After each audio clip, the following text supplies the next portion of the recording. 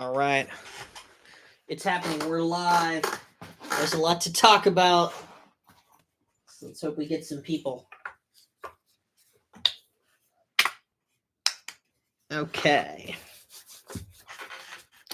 Tons to talk about. In fact, I even have an idea for what we can talk about. Nobody's here yet. I'm talking to myself.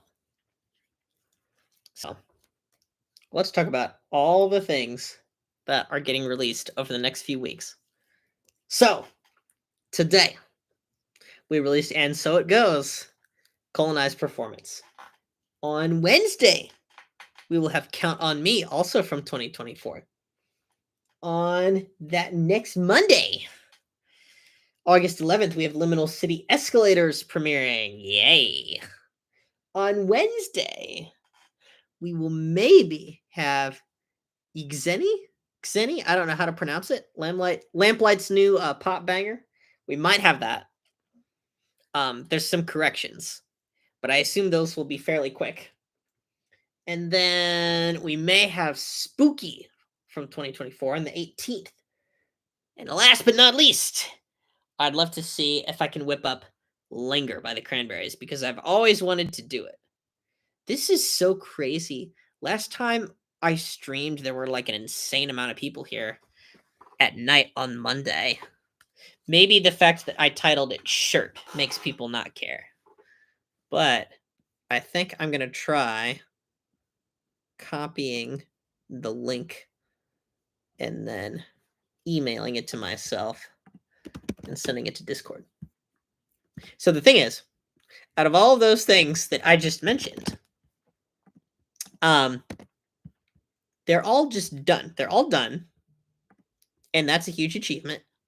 Not very common to have this much stuff put out in like, it's not common to have this much stuff such that like I can have like 2 videos a week and just essentially keep posting videos.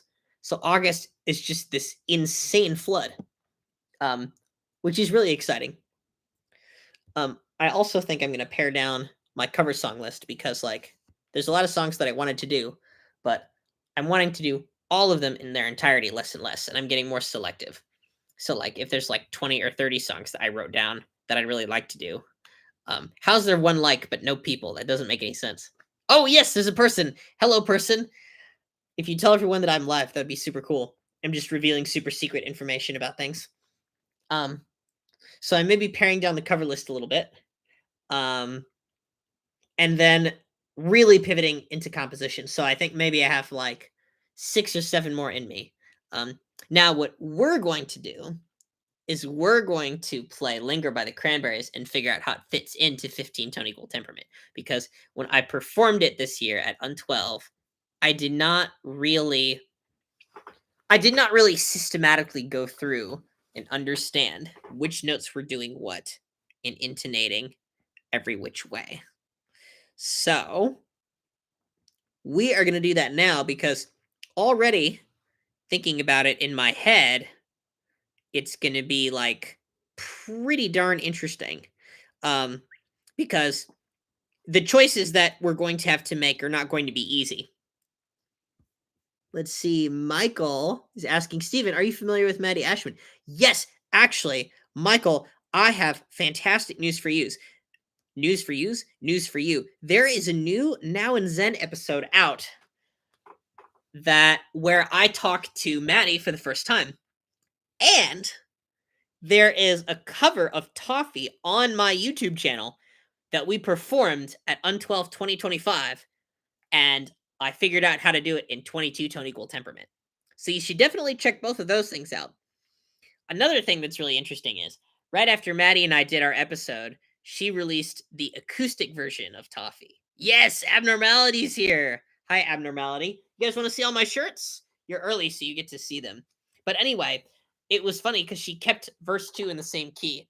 Here's a gray Now and Zen shirt. Here's a purple Now and Zen shirt. There we go. Here's a yellow Now and Zen shirt. Yeah, there we go. Some of these were not sold to anybody. So I think like the blue and the yellow one are ones that just I have. Hello, Dotuzil. But yeah, anyway, I'm very involved with the Maddie Ashman thing. I was really happy with how the episode went and also the covers. Okay, so now that more people are here, I want to just explain again all the things that are coming out on the YouTube channel. There is a scary amount of stuff coming out.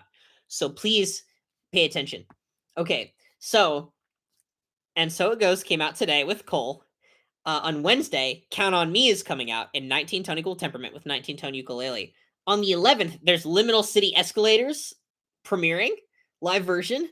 And then my transcription of Yzeni, the new Lamplight thing, that's coming out maybe on Wednesday, the 13th. And then on Monday, the 18th, we might have Spooky in 22 TET. And hopefully on Wednesday, the 20th, we have Linger, but maybe not. Yes, I'd love to send you a shirt.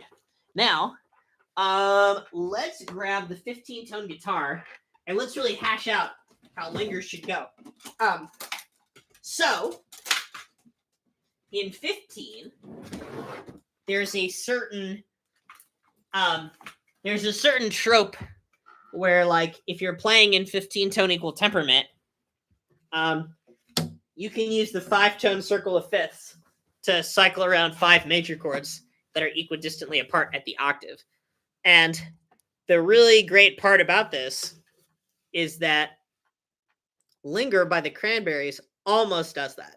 It's a four-chord progression, and it uses D, A, C, G, and cycles back to D. So if you were to do it in 15-tone equal temperament and sandwich one extra chord in between A and C, that could count as both E and F, since in native fifth notation, the diatonic semitone is the same, you'd get a full 5-tone equal temperament circle of fifths played through without compromising too much. So what I'm going to do is I'm going to figure out how to translate these notes into 15. By the way, people in chat, please, if you want me to talk about anything in particular, please give me suggestions, because I know there's so many things to talk about. It's hard to even know where to begin. But I've just been... Last week, I was completely on the grind, just getting all the Un12 stuff prepared, and also getting everything ready for Now and Zen, because Now and Zen is also having, like, a complete flood. Like, we've got episodes for months again, and for a while there, I think there was a dry spell, but it seems that, like, every few months, Now and Zen kind of, rears its head, and not like Now and Zen is alive or anything. It's not a separate entity, but it just seems to kind of come back. Okay, let's see how close we are with this thing.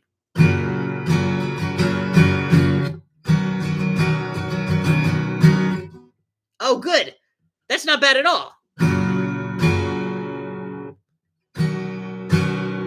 Then add 9.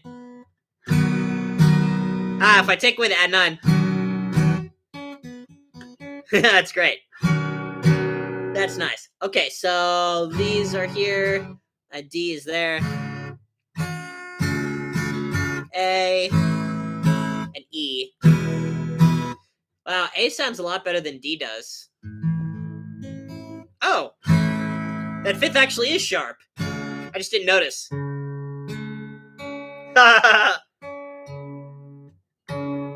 So now comes the part where we have to tune the guitar a little bit by ear. Okay, here we go. So for G, that sounds great. So I'm going to keep that. Oh, let's see. That's a 15 TET fifth. That works. That is the quality of a major chord.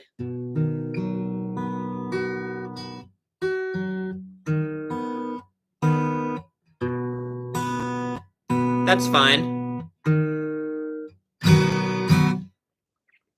Let's see. Ooh, new Microtonal band. Spiral Garden and John Platter. Yes, I saw both of those. John Platter's new album is very much on my to-listen list. And I cannot believe I haven't gotten to it yet. It's really sad. Maybe I'll get to it tomorrow. I keep having to listen to other stuff, unfortunately. I mean, some of it is good, and some of it is stuff that I have to listen to because I have to know songs that are boring. Okay, let's see. We've got this. Now, we're going to try D.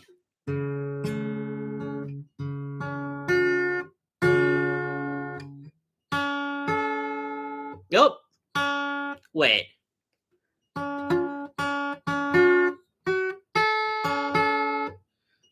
Oh, wow. That's practically a sixth. So what do we do here? We have to figure out which things are sharp and flat. So this string, I feel, is flat.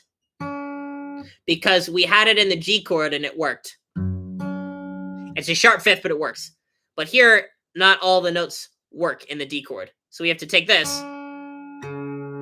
And if I hear this is low, it's the only note in the C chord that didn't really matter. So I'm suspecting that if I sort this out, that's going to make some things better. Here we go. Now let's make this a little flat so that we get this power chord tolerable. Okay, that's a lot better. And how's this?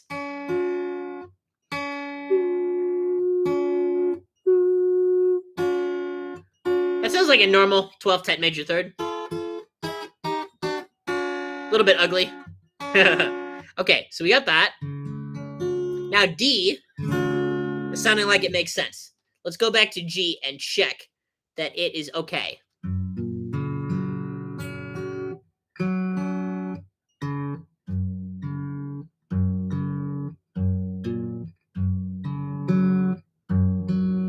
Now let's do flat. No? I think that's fine. Now that feels too wide. So we're compromising because D sounds too there. Now G doesn't sound there enough. So we're straddling the line here with this G string. And we're trying to make it sharp enough that G to D is narrow enough to count as a power chord. And we're trying to make it, let's see. Yeah. And we're trying to make it flat enough that it counts as a power chord if you hold and press A. Press A. Oh, this is good. We have 9 people. So tuning a guitar is exciting. I promise after I do this, we will play Linger. Oh, that sounds even more there. Oh, I needed to go the other way.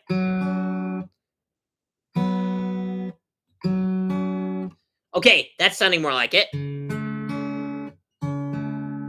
Okay, I think we averaged it. Okay, those are both 5 Teddy. So now that should be okay. So we have D. Great. Here's G. Great. Here's C. Great. Here's E.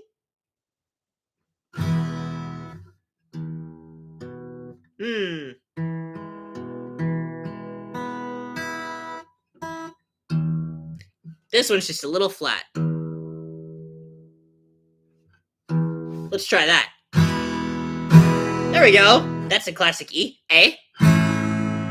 A works, but there's something a little bit more dissonant about it than the other chords. Ah, that's flat.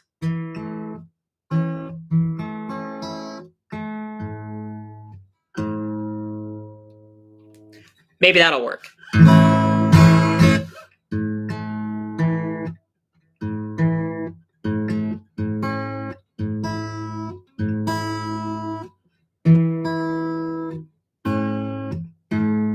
Okay.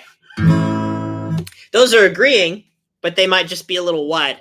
The fifths being wide matter more than the thirds. So you have to line up the fifths to get everything to work.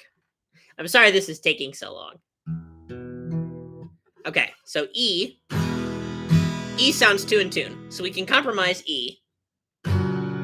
G sounds all right. Same goes for C. D. That sounds all right. So now I've mostly tuned all the open chords, but A sounds the most out of tune. But that is okay. So we're going to take the D string, and we're just going to tune that a little bit flatter. Same for the E string, but not as flat. So let's try this. Okay. Now we're getting somewhere. It has that 15 tet beating, but it still sounds major. E sounds good. Okay. We got E, we got A, we got D. Yeah, we got G and C. We did it. Now, I've realized that this is the first time that I've live streamed how I would tune one of my microtonal guitars. So now you've just seen it for the first time. The idea is that the open chords, like with their quality, they all sound equally from the same tuning, like from 15 EDO. And 15's a little bit finicky because they all have to kind of like pass as their major chord constructs. If they're just a little bit off, they won't quite work. Okay, so now let's get into Linger. In so deep, you know I'm such a fool for you. You've got me wrapped around your finger. Do you have to let it linger? Oh, linger. Do you have to? Do you have to? Do you have to let it linger? So this one right here, figuring out the melody notes. In so deep. So that's a neutral second on that so deep. If you haven't heard Linger by the Cranberries, I'm sorry. But if you have, then you're probably enjoying this a lot more. It's still fun though. Still stay. Don't leave. Accidentally shut stream off. Okay, so right here we've got D, right? In so deep. And I realized why. The first time I realized that I was singing that funny because it was 15 tone was at this show. Because I realized that normally if you sing in as a major second, it's like in 12 tone land, that really works well as something like on the large end of a major second. But if you tease that large end in 15 tone equal temperament, you get something that's acting like a Pythagorean major second instead of a major second that is like 160 cents. Do you know what I mean? So, in order to make that note line up with like the third of the chord you would want, instead of singing it like I'm in, you have to do like in, I'm in so deep. So maybe that sounds better because maybe, or maybe it sounds like it's not better. I keep using better because of other people. Maybe it sounds more within its own character for that passage because you have the neutral second both times. Like that. Because otherwise, if you do the high note, that actually is more like a minor third potentially in this context, even though it's a 5 tet tone. So that's pretty interesting. So let's try. Where is it? In so deep,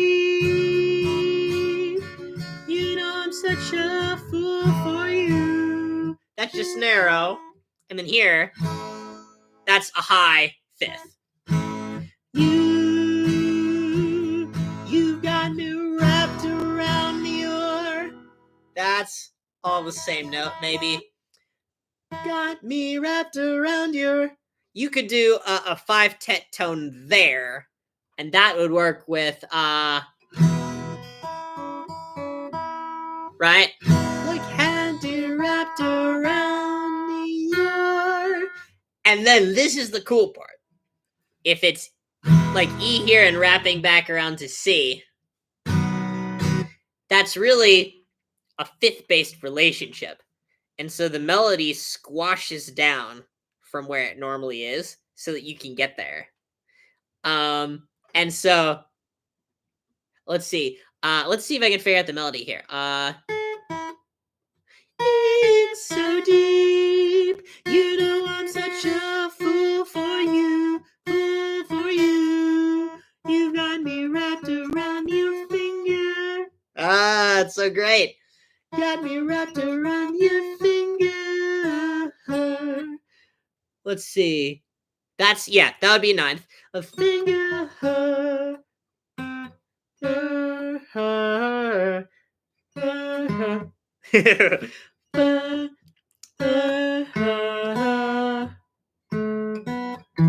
Oh, this could be.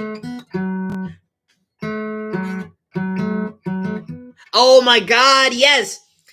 Finger. This passage. That's 5/10.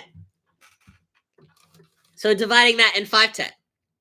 Okay, so that works out really well. So now the prospective melody that we have is. Cause I'm in so deep, you know I'm such a fool for you. You had me wrapped around your finger. Do, do, do you have to let it linger? Do you have to let it linger? Nah, that open string doesn't work anymore. That's right. Linger. No. Duh. Linger. Okay, that's the G chord. So that's right. Linger. Do you have to? Do you have to? Do you have to let it linger? Yeah, that's so spiky. 15's so spiky. I love that it doesn't have a major second. I think, now that I'm playing this now with this guitar tone, I'm thinking, like, I want to sing it and double the melody here. I think that would be a good vibe. It might sound too much like my other stuff, but I'm not really concerned about that at this point, because now I've done so much stuff that everything is starting to sound like something else. So I have to work harder to legitimately, like, get into new territory, which is a good feeling. It means I've done a lot of stuff. Jacob Wynn says hi. Hi, Jacob. How are you? Okay, so now, here comes the melody. Now that I've figured out all the notes, I think I can play through it. And then I'll try playing through it with the chords. And I'm in so deep, you know I'm such a fool for you. You got me wrapped around your finger.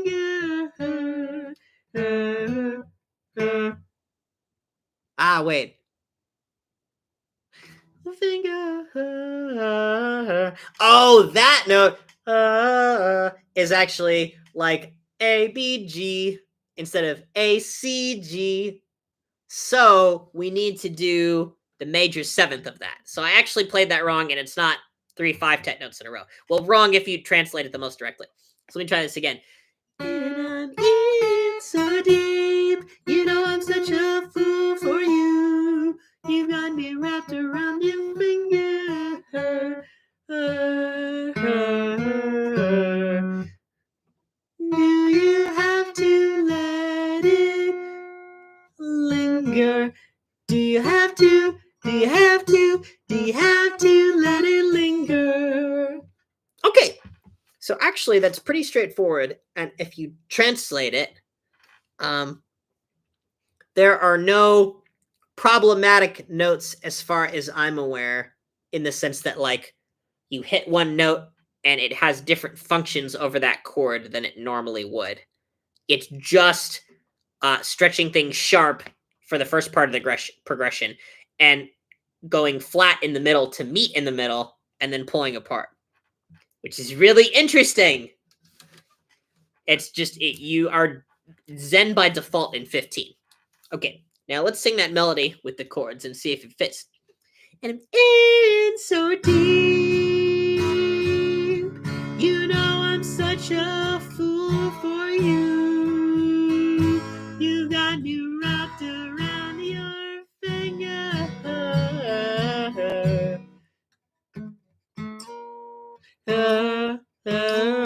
The B is lower than I think, because this chord sounds B-like.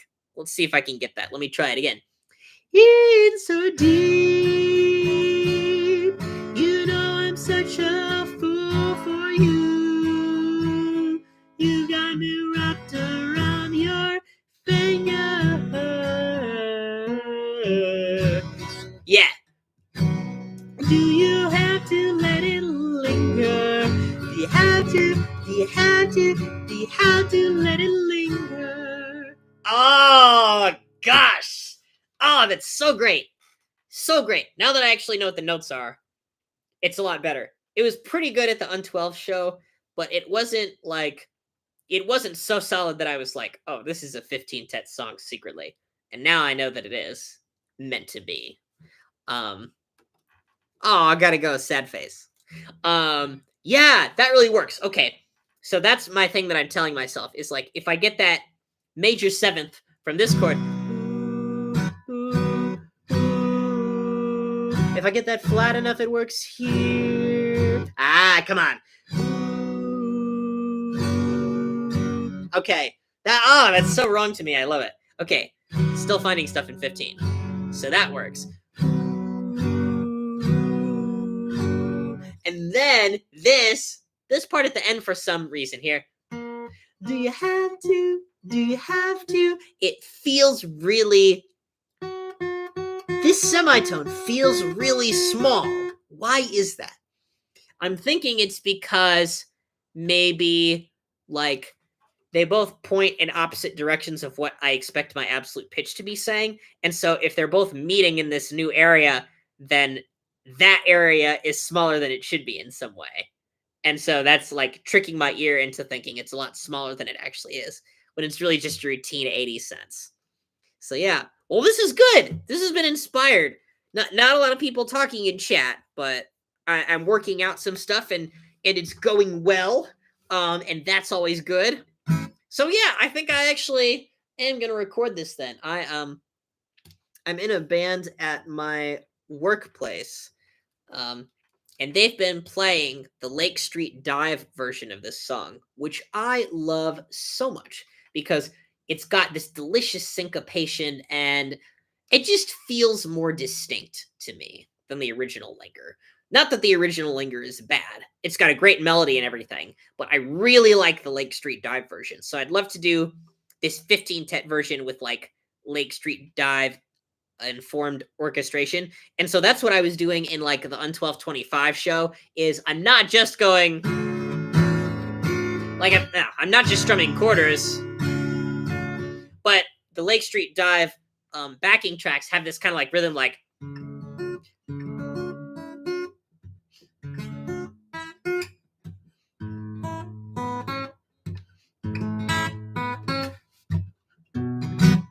so the other thing, of course, is to remember to play that extra chord.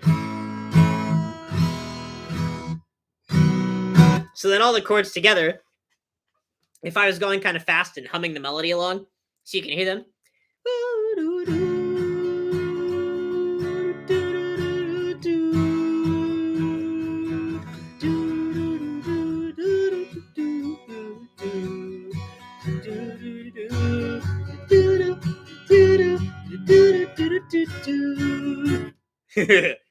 So D, A, E / F, B / C. Let's call it C now since it's that far around, and then G, and then back to D. Maybe I could do some of this tonight because now I've tuned the guitar and it's in great condition and it feels fun to play. So maybe I'll do that. But yeah. Okay, does the chat have any questions? I'd love to show you. Oh, you know what I should show you is the Yxeni transcription. But I don't know if anyone will care about that. And I also, I am old and I refuse to learn how to like use OBS on my computer and make it all work. And Dorico's not even on my new computer, so I can't like stream that properly. But it might be pretty interesting to look at that transcription. Or it might be interesting to play something on the Lumitone. Who knows? Or maybe I don't have as much energy as I thought. And really, it could be time to go to bed. I also noticed something else silly the other day. Oh, I wonder if I can play this on the 15-tone guitar. But if you've heard "Wake Me Up When September Ends."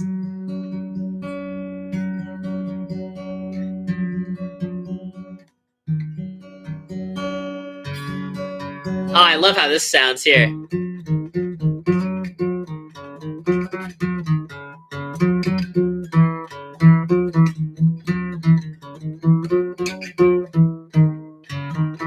That's Very zen, very zen. Michael votes to bust out the Lumitone. I like it.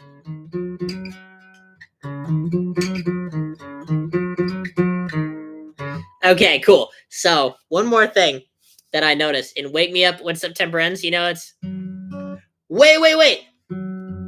Ah, dang. I thought this was going to work in 15 because of the warped guitar structure, but what's really funny is I was playing this, and let's just pretend it was like this.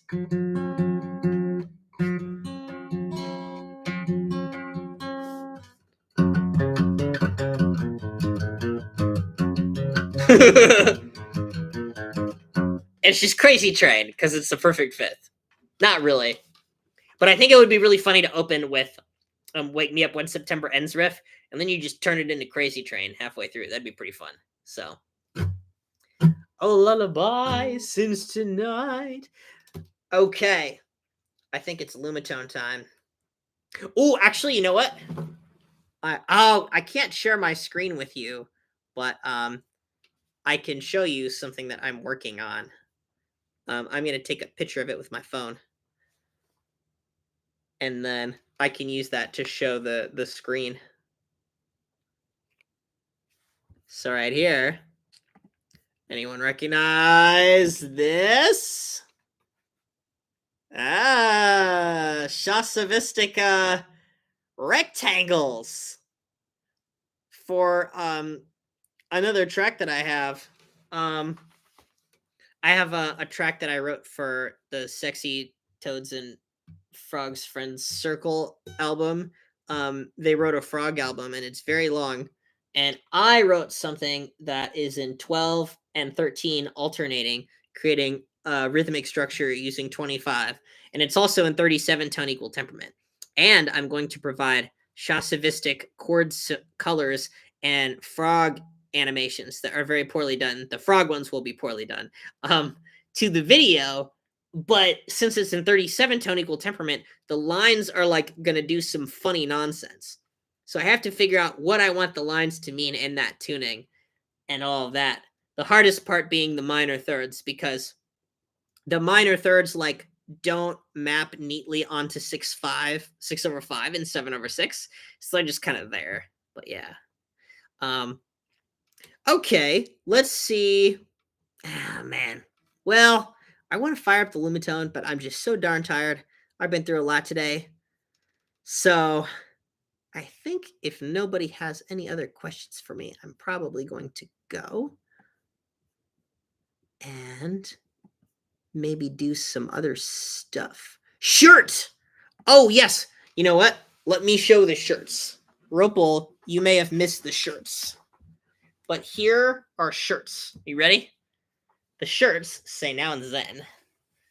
And they are fantastic. There was a period of time where I wanted to redesign the logo to be a bit more readable. And so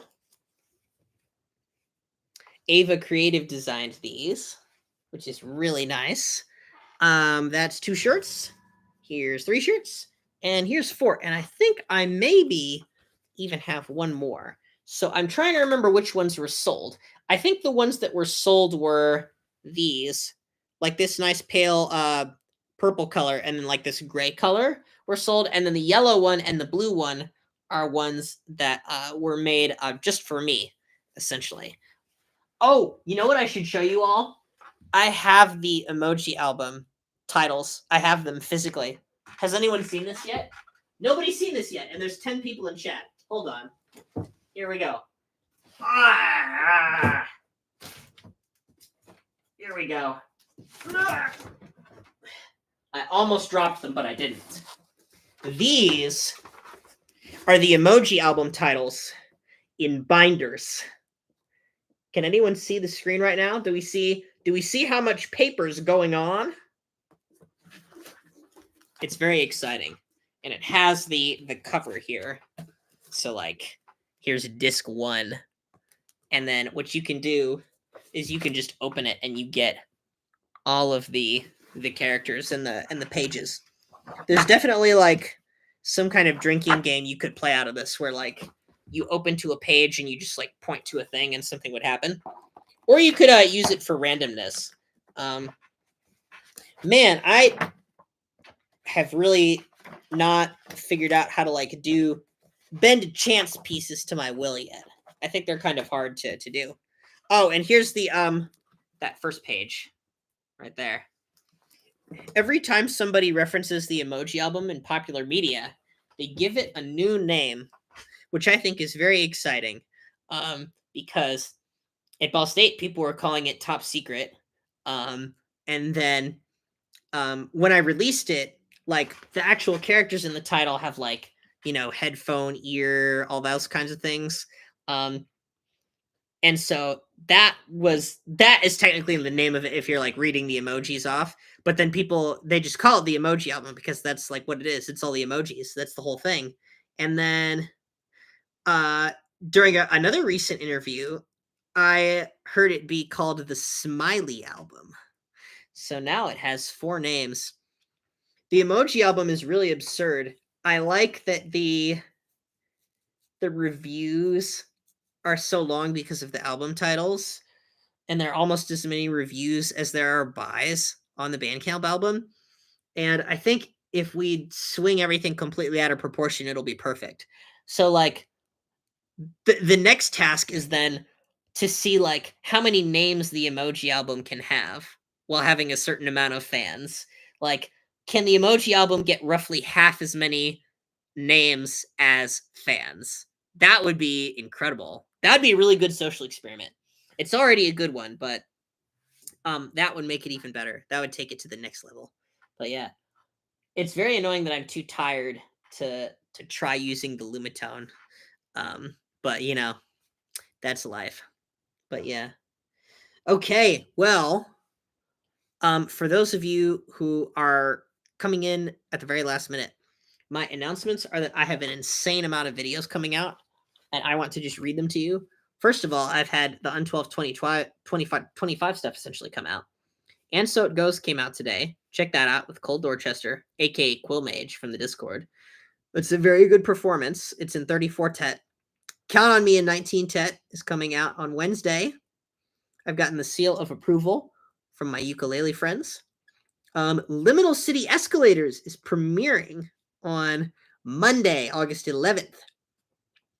And on Wednesday, the 13th, we may have the Yixeni premiere. I transcribed Yixeni, the Lamplight, the new Lamplight Microtonal song. It's all on paper. It's all there. It all makes sense. There may be some minor lyric correction. And I also want Lamplight to show up at the premiere, which they have agreed to do. So that one is not officially on the calendar because I want to work it around what Lamplight's able to do. But, you know, if you want to say hi to Lamplight, you know, then you can hang out at the premiere. Then on Monday, August 18th, we potentially have Spooky, another 22 TET jam from Un12 2024. And hopefully on August 20th, Linger in 15 Tone Equal Temperament, which I've always wanted to do. It's a classic. So yeah. You know what? Here's one more thing I want to do before I go. I want to look on my cover songs list of like songs that I really want to play in microtonal tuning and be more selective with them and say like which ones I want to do the most, because there are different reasons that I want to do them all. So I'm going to go, it's only on this computer for some reason. Let's see. Oh, come on. How is this happening? Let's see.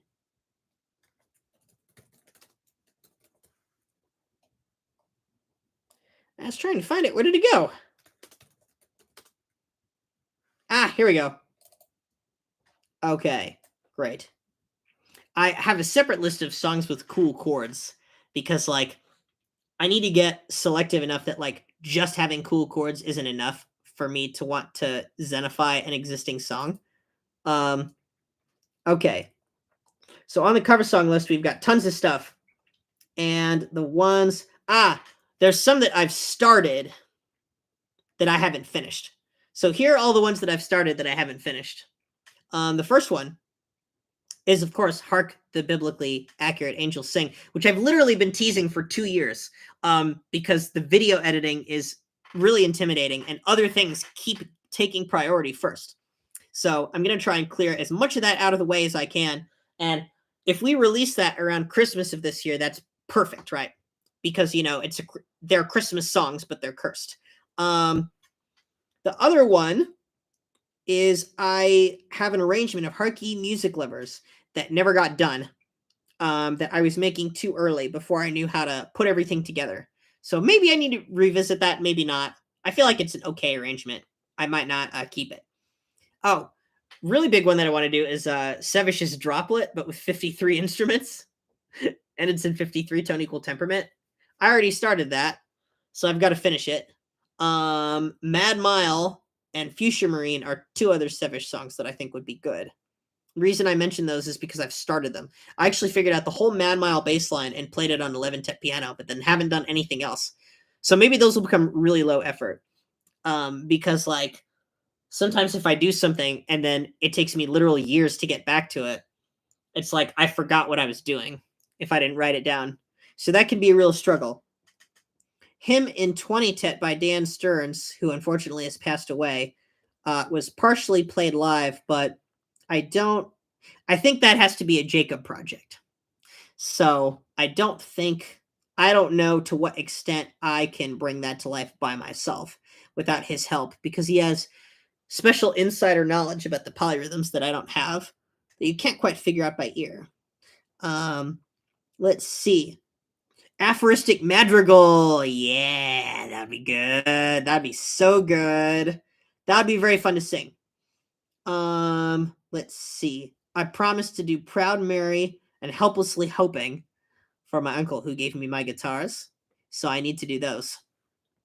Let's see. Age of Odds. That's a really good idea, but that would be so ambitious. I think that might be too ambitious for this era where I'm kind of petering out. Dust in the Wind in 19 would sound really cool, but again, that's kind of a casual one. So I guess like some of these are more casual and some of these are less casual. I've always wanted to play a Silton song. Oh yeah, Aphoristic Majestical. Very good. It's Fabio Costa's 31 TET piece with the Fokker organ. I could play it with the Lumitone and sing it. And linguistically, I don't think it's too difficult. Let's see. I wrote down Suneru, but maybe I'll take that away, because we tried that at Un12 2025 and it was too chaotic. Shape of You in 14 tone equal temperament is written down, because it's a one of the more interesting Ed Sheeran melodies, and since it's diatonic, it deserves to be warped to the moon. So we got to warp that stuff. I have Benjamin's The Mirror written down. That'd be a good one to cover, because I still haven't covered Benjamin yet, which is insane, because I've covered Zotla like 3 times and I haven't covered him at all. They sort of occupy the same place in my brain. I know they're different, but I just think of them together for some reason. Let's see. We Can't Be Blamed in 22 would be really good with my sound. I want to cover a Brian Deister song. Covering Danny Playamaki's Tigre or Squid would be really good. That's really obscure, but man, it deserves to happen. The more obscure things deserve to happen the most, generally, because like then something new will happen, or there's a higher chance that something new will happen. Let's see. What about a Rush song in a microtonal tuning? Maybe Xanadu. That would be really good. I'm trying to think of, like, I guess there's not a lot of Rush songs that pop out to me in the sense of like, oh, if I had tweaked a few notes here, it would become like a really Zen harmonic chord progression. But like, you don't have to do that to write. You don't have to do that to make a Zen harmonic arrangement. Like the chords, you can always add stuff to make it that way. Like if you add the right extensions in the tuning you're in, you can create movement that's not normally supposed to be there, depending on how clever you're willing to get. Or of course, you can use the Zen harmonic scale entirely. Okay, Love Particle by Benjamin is written here, but something else by Benjamin is also written here. So probably I have to like just pick one, essentially. Oh, here we go. Wish fulfillment. I have written that 17 Tet and 18 Tet song from the Zen EP. What's it called? And I'm premiering that. So that one is a check mark. I get to write a check mark there. That's good. I have guano sequence written down on sax. That sounds really good, but a lot of work. I would cheat and use Melodyne for the saxophones, but it would sound dope. Let's see. And then Vivid Vibe by Beheld in 2010. That's interesting. Also, I've had some Patreon requests, so I need to write those down. Oh, and another thing I've completely forgotten, which maybe this will never get completed at all because of the Lumitone, or maybe I'll redo it on the Lumitone. Playing Easily Blackwood's Microtonal etudes on modified keyboard. You may have noticed that I've done that with 13, 15, and 16. And the keyboard is currently in 17. So the 17 is really fast, but it's also really diatonic. So I think I could make that work, but I would have to practice a lot. And the 14 is the same way. So I'm sort of starting from the lowest numbers and going up because I suspect the higher numbers won't be very doable. And I also then, in that lower section, skipped the ones that were fast. So 13 and 15 and 16 aren't very fast. So I played them. Now 11, no, not 11, sorry. 14 and 17, those are fast. And 14 is really fast. And I hate Blackwood's notation for 14. But I guess it makes sense enough for survival. And the 17 is completely logical, of course. Let's see. Guano sequence with real sax. Really curious about that now. I am very curious too. I think it would be great. So this is good because in viewing this list, I'm already seeing things that I have lost interest in that I'm not as keen on doing. I suppose I should have some ideas that are like, you have to do this or your life will never be complete. And then like some things that are just, this is like good material, this is kind of casual, that kind of thing. What do you mean fast? Can play fast? Yeah, like the tempos are fast. And also on microtonal keyboard, it's really hard to find. It's especially hard to find in 14 tone equal temperament. I did actually, when the keyboard was in 14, I did try and learn it, but I had to change it to 17 for another project, and I was working on getting the new keyboard. So I didn't manage to fit in enough meaningful practice to really like get that rolling enough to record it. Maybe that's just from a different time. I also have some other things written down. I would really love to ambitiously sing some of the like high complexity JI music that exists out there, namely Ben Johnston's 7th String Quartet. That would be kind of crazy.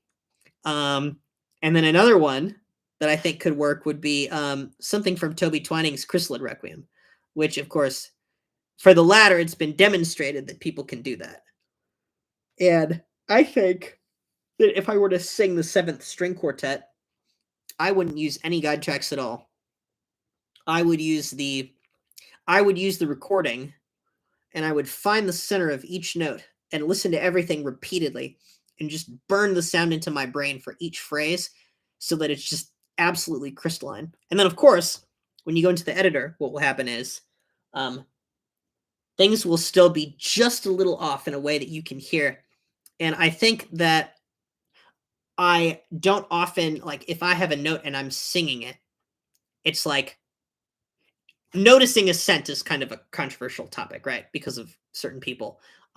If you hold a note and it wiggles around, that, of course, is happening by more than a scent, always in the voice. And it's hard to notice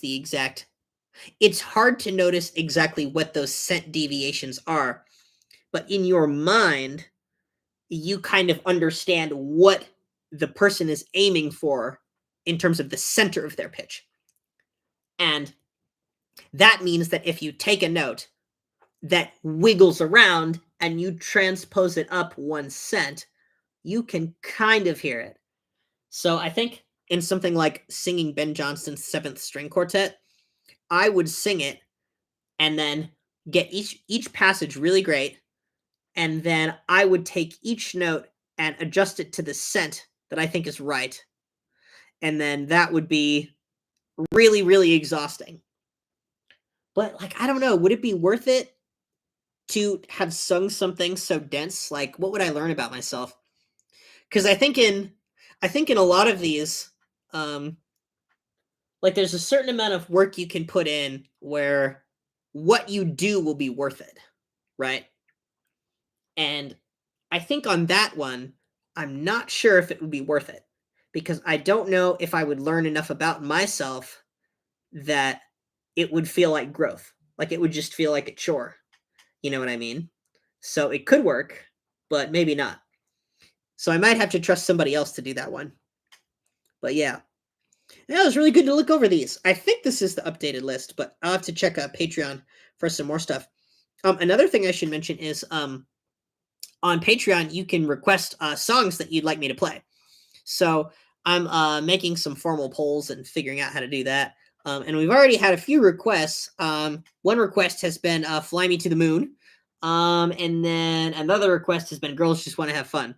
So those are now in rotation in a category under patron requests. So if you ever want to support me on Patreon and check out that stuff over there, I don't actually really post that much, but if I like essentially my attitude towards it has been like with any projects that I'm working on, if I have things that I can post that are extra material that don't normally come as part of the YouTube package or a post or anything like that, I'll post them there because that's, where the work has gone in. So with transcriptions, it's been quite easy because I've been posting PDFs to Patreon, and then it's like you get the PDF if you're a patron.